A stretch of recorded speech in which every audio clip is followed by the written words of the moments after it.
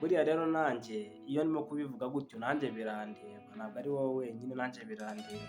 Ibi bintu rero turabifite. Ikintu cya mbere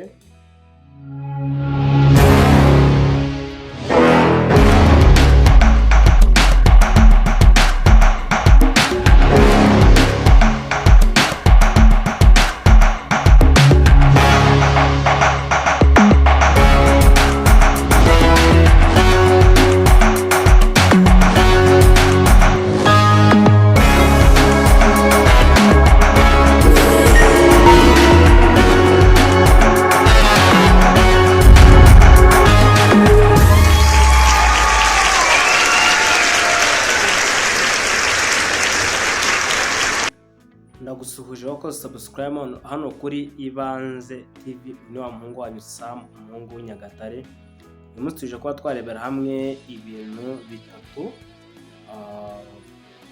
bizakwereka yuko gutera imbere kwawe bizakugora. Ni ukuvuga kenshi na kenshi usanga gutera imbere bitugora kubera ibintu bitatu byo kuba nakubwira.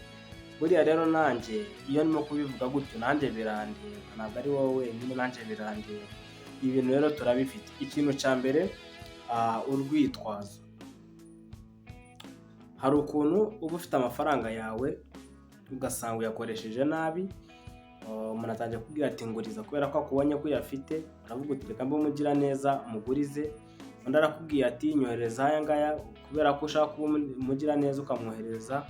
Undi akakubwira ati ngurira akantu kanaka ukamugurira, amafaranga amara kugushyiraho ugatangira kwitwaza ngo ni ba kanaka batumye amafaranga yanjye yangirika. Ubwo bwitwazo ntabwo bwaguteza imbere.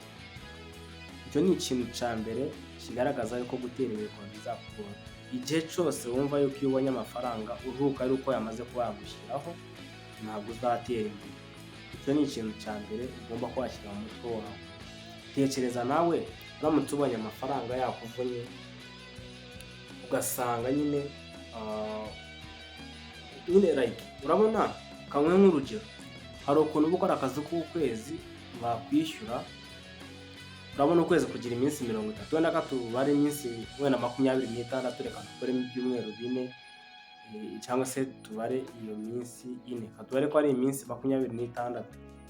Iminsi 26 uyikora uri kuri pressure, bagusakuriza bavuga ngo hanga ntabwo wakoze neza, ngo wacererewe mu kazi, stress nyinshi nyine tu no kwirukanwa bikaba byabamo. Bamaze kukwishyura ukwezi kurarangiye, amafaranga yakoresheje mu minsi 4. Mwongeye mfashe iminsi 26, noneho 26 barakwishyuye. Kuva ku minsi 26, 27, 28, 29, 30 amafaranga yandi bakwishyuye ukabure yamaze. Ni ukuvuga ngo bakwishyuye wenda ku itariki 26, katuvuge ko bakwishyuye kuri 26, kuko niba ukwezi kugira iminsi 30 urakora mu bya byumweru mudakora, noneho hagasigara iminsi nyine 4 mutakoze mu kwezi. Ubu bakakwishyura ku itariki 26, yajya kugera kuri 30 amafaranga ukabure yamaze. Tekereza icyo kintu. Aho ngaho rero ngo ni ikintu kizakwereka yuko gutera imbere bizakugora. Ikindi kintu cya kabiri bakubwira ngo kizakugora gutera imbere ni ukuba wabwira umuntu amabanga yawe yose ajyanye n'iterambere. Twese tugira inshuti, tugira abavandimwe, tugira famiye, ariko ngo burya ngo ntabwo ari byiza kuvuga amabanga yawe. Njyewe Samu mfite amafaranga 100,000, ngiye kuvugisha buri muntu wese ngo mfite amafaranga 100,000 ngo nshaka gukora iki.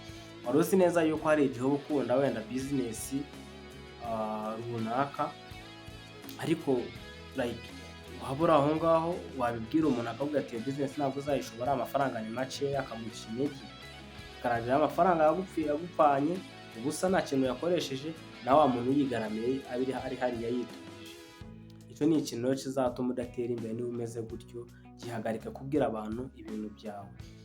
Gira bakeya ubibwira, ariko nanone babwire muri detail. Reka kubabwira buri kantu kose, babwire mu byiciro. Uvuti mfite gahunda iyi ni ariko ntabwo ndabishyira ku murongo, nyine biracaza ni gake ku buryo atari bumenye ngo amafaranga urayafite.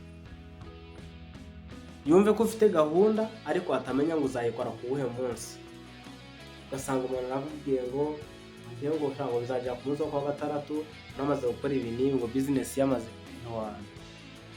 ceceka funga umunwa ntabwo urabikora, ahubwo numara kubikora byo bizivugira bizakuvugira. Icyo ni ikintu cya kabiri. Ikintu cya gatatu, kwitwaza yuko ngo ababyeyi badafite imitungo. Urabona urubyiruko muri iyi minsi dusigaye dufite imyumvire cyane cyane nk'iwacu Nyagatare, ugasanga twebwe tuvuka muri famiye zidafite inka, badafite amafamu y'inka, ugasanga dutangiye kuzana urwitwazo ngo nyine ngo impamvu ngo bari abana ngo n'abana b'abakire ubwabo ngo bamuhaye inka, ngo niyo mpamvu ngo yagiye gukwa ngo inka ngo mwese ngo twebwe twayikura hehe, ngo iwacu ngo twayikura hehe, ngo ababyeyi banjye nyine we akica intege akumva yuko iwabo bagombaga kugira gute, bagombaga kuba ari abakire kugira ngo nyine bamufate ku rutugu bamufashe. Sinzi impamvu kumva icyo kintu.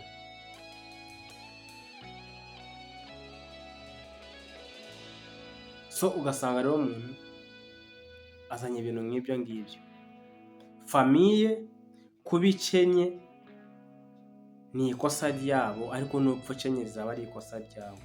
Buriya njyewe mba ndahangaha, buri ibyo bintu birimo kubivuga nanjye mba numva nyine bindimo, sinzi ukuntu mba numva nanjye bimfasheho kabisa. Tugira urwitwazo ku babyeyi. Twagize umwaka dusanga ababyeyi bacu badakize, ariko hano hanze hari abana bakize kandi ari imfubyi. Hari abana usanga iwabo ni abakene nta kintu bafite, ariko ugasanga umwana yateye imbere. Icyo rero cyari ikintu cya gatatu kizakwereka yuko niba ugifite iyo myumvire mu mutwe wawe ntabwo uzakira rwose, nushaka ubisezerere. Ariko nubihindura uyu munsi tukajyana akantu ku kandi hano kuri Ibanze TV, uzagenda wunguka byinshi, tubyungukane nanjye mwungukireho. Noneho wandike muri comment ku buryo nyine uri bwandike igitekerezo mwumva kiramfashije, tukajyana akantu ku kandi. Kandi subscribe, turagaruka mu bindi biganiro. Uyu ni wa muhungu wanyu Sam, umuhungu w'Inyagatare, hano ni kuri Ibanze TV.